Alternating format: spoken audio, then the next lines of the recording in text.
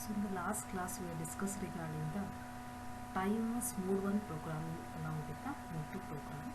So in this class let me start with the serial communication. So in case of the communication we have the two categories, serial communication along with the parallel communication. Parallel communication means at a time you are going to transfer all the data using the multiple lines. In case of the serial communication, you are going to make use of the single data line. So in order to transfer the data one by one at a time, you are going to transfer the data bit by bit, not simultaneously. And the serial communication, it is used for the long distance communication, and the serial communication, it is slower compared to the parallel communication, because in case of the serial communication you are going to make use of the single data line and you are transmitting the data bit by bit, not simultaneously. For this purpose the serial communication is slower compared to the parallel communication. So next is the types of the serial transmission. You have the three categories: simplex, half duplex and full duplex. In case of the simplex, you are going to transmit the data only in one direction. In case of the half duplex, you are going to transmit along with the receive the data.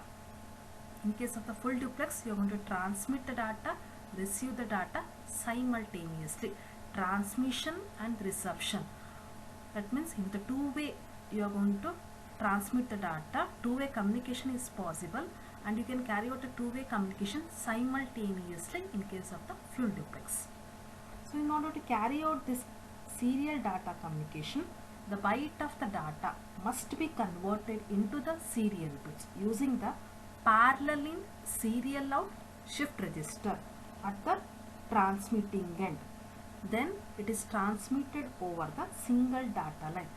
That also means at the receiving end you should make use of the serial in parallel out shift register.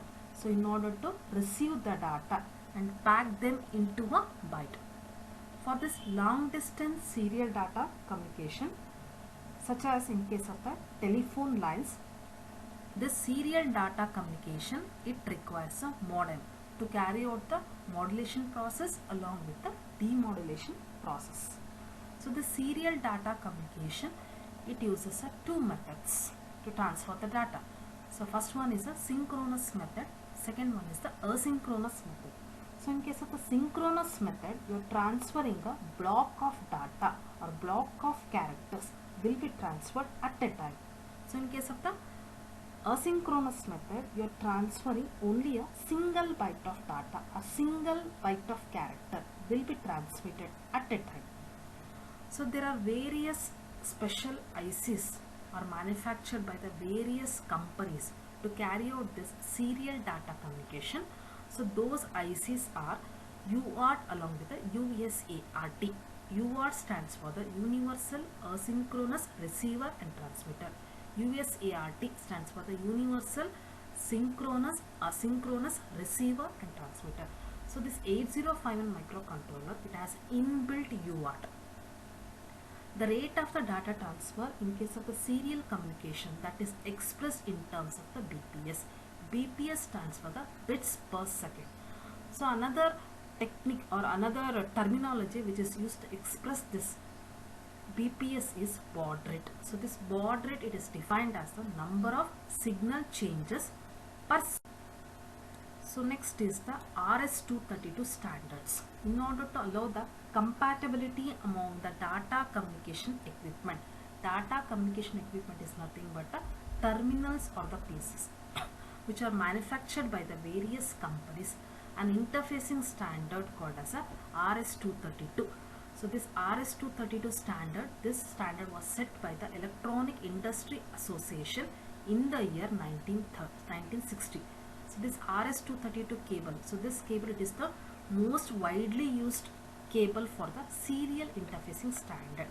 So this standard, it is used, or this cable, it is used in the PCs along with the different types of equipments.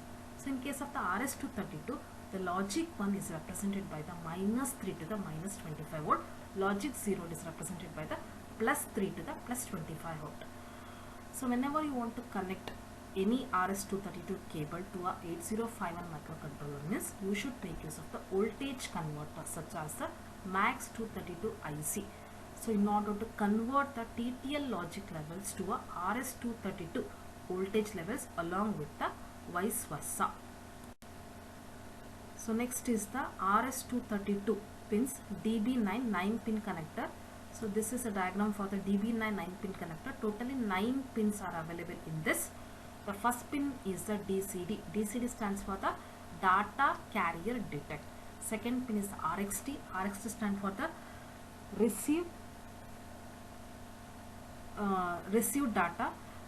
TXT stands for the transmitted data. DTL stands for the data terminal ready. GND stands for the ground. DSR is the data set ready. RTS is the request to send. CTS is the clear to send.